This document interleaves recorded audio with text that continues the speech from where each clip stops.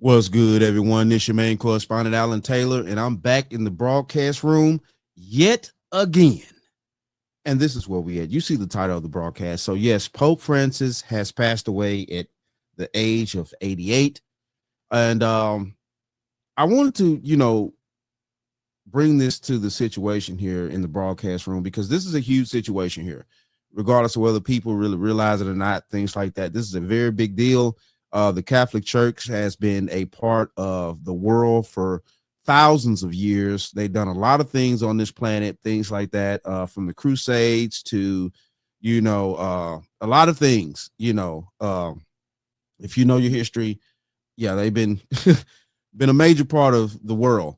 And it's every time a pope dies, it's definitely a huge situation within our politics on this planet, in our religious based situations.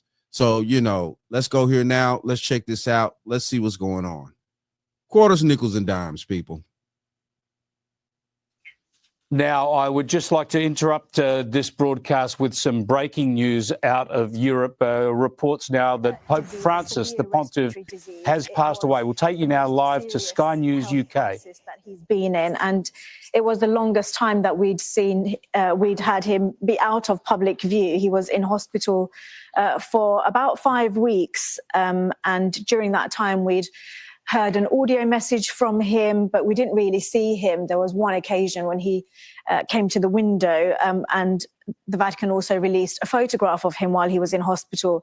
But he was in a very critical condition during that time.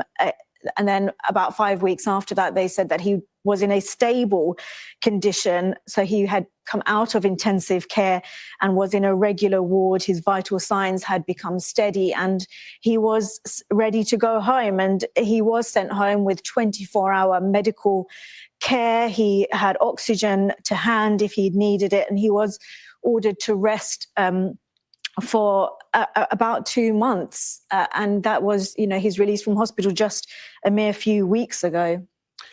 You're watching Sky News, breaking news in the past few moments. Important news that the Vatican has announced that Pope Francis has died. He was 88.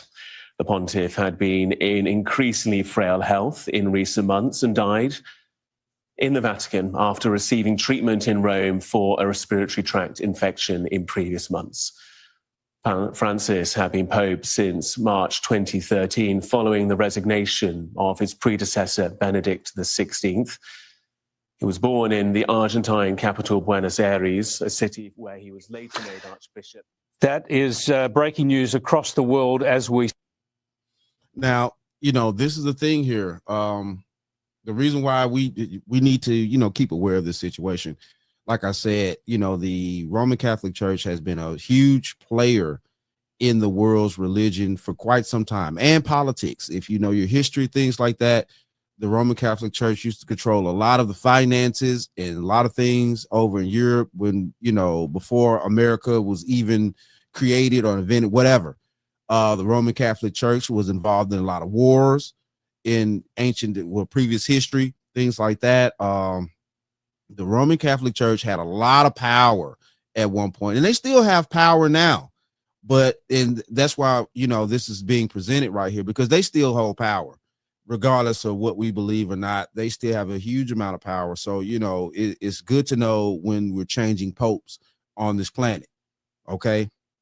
And I know a lot of people are not going to sit there and be like, oh my goodness, what is this important for? It's a pope dying. Like, no. It's a lot of political things that go behind a pope dying and a pope being, put in, and a new pope being put in position. Also with religious, aspects and beliefs, and also what the new pope will do, politically around the world for, because the Catholic Church is all over the world, regardless of what side of the planet, and they hold huge power. So listen, look, we're going to keep going because I want to get to this segment here about the situation. And this right here is talking about what happens after the Pope's death. So we're going to go here now. We're going to see what's going on here. Quarters, nickels, and dimes, people. Only twice in the 21st century has there been a vacancy of the Holy See. Now again, this most solemn duty falls to the College of Cardinals, the most senior members of the clergy.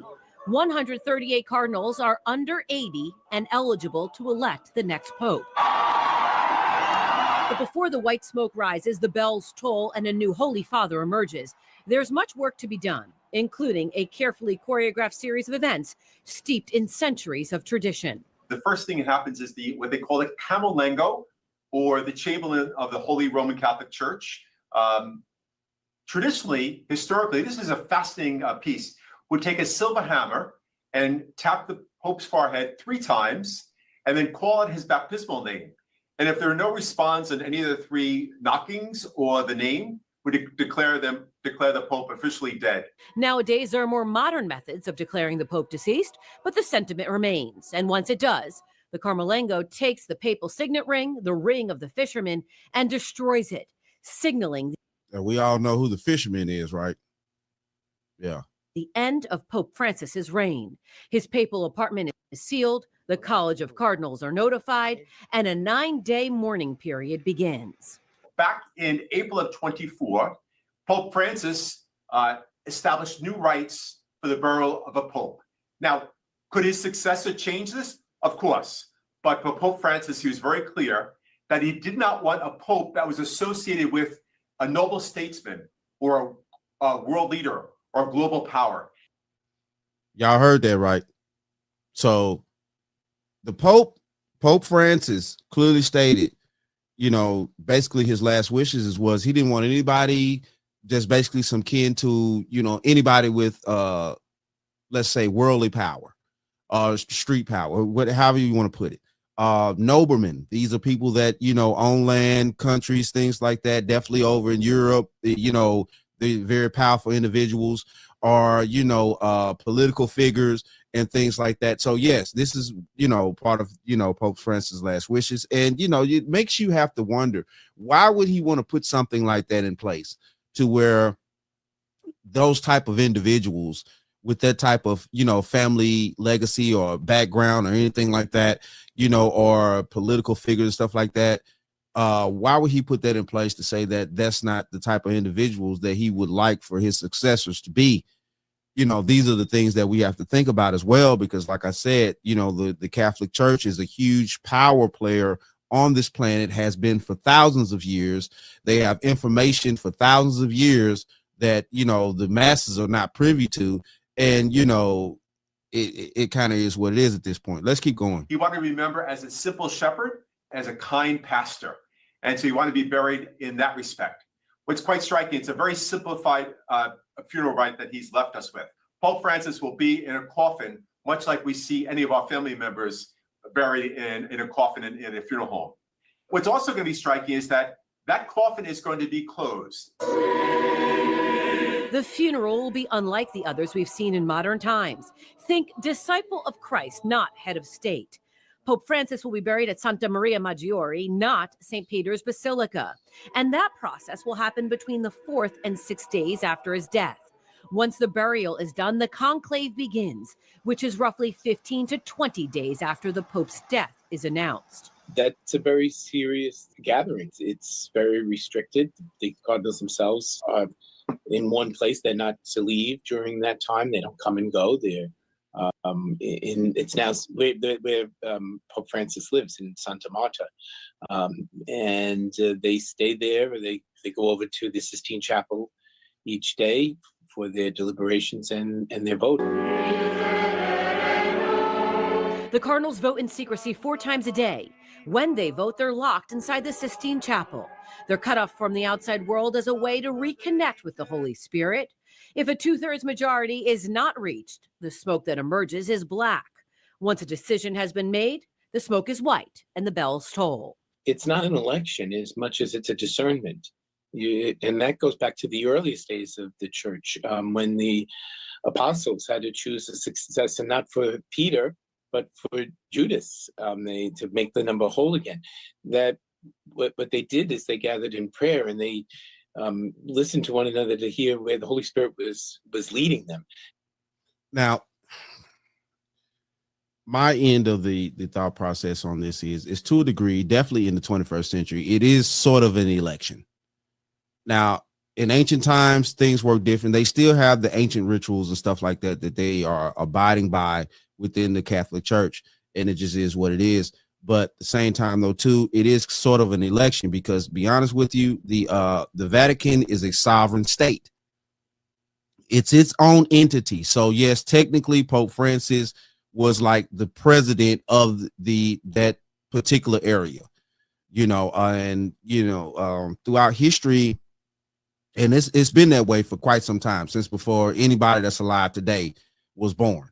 So yes, it just is what it is. And, it is kind of an election. You see how they, work and stuff like that. The Cardinals, they sit down, it's a number of them, and they pretty much do take a vote, and they put their choice in, I guess, they put their choice down, and whoever they choose, they read it off. If the majority of people chose such and such, then yes, it's white smoke. If most of them are not choosing, if they can't properly choose, then it's black smoke. It's still an election to a degree. And that's why this is different. This isn't an election in the ways of this world. The selection of a pope is meant to come out of an experience of prayer and solidarity. The longest conclave in history lasted 1,006 days. Theoretically, any baptized Roman Catholic man is eligible for the papacy. But for the last 700 years, the Pope has been chosen from the College of Cardinals. So who will it be? What people should be cautious about is looking at the Vatican and looking at the global Catholic Church through the lens of American politics and American ideas of conservatism and liberalism. The church is, it operates on all continents of the world. There are 1.2 billion Catholics worldwide. Some might hew to what are considered traditional Catholic values and ideals and tradition and doctrine, and others don't. And this is sort of what makes predicting a new pope sort of so difficult. What matters most to the cardinals is the continuation of the church, and yet much of that depends on how the next pope addresses global social and economic issues, Right. those that pull people in and turn people away. The bottom line is anything can happen, and the Holy Spirit works on a timetable and an agenda all its own. And this is where we at with this situation right here. Like they just said, even they said it about, religions and politics. Yes, the Pope is a huge player in the world's politics, period, across the world. Like the gentleman just said, the Catholic Church is all over the world in pretty much every country. And the power that church has gathered throughout the centuries and things like that is enormous. And they do have a say-so on this planet about how a lot of things are going to go, how a lot of things are going to work. So, electing a new pope is just like electing the president and things like that, or a new emperor of whatever country, and it is what it is at this point. So, Pope Francis has passed away at 88, and we have yet to see who's going to be his successor and see what their politics and religious movements are going to be. But it is what it is, though. Shout out to all my subscribers. Mad love to y'all. If you're new to the channel, please hit that like, share, subscribe button. Make sure you ring that bell to be notified whenever I decide to post things. And like I always say, and that, my friends, is the bottom line. That, my friends, is the bottom line.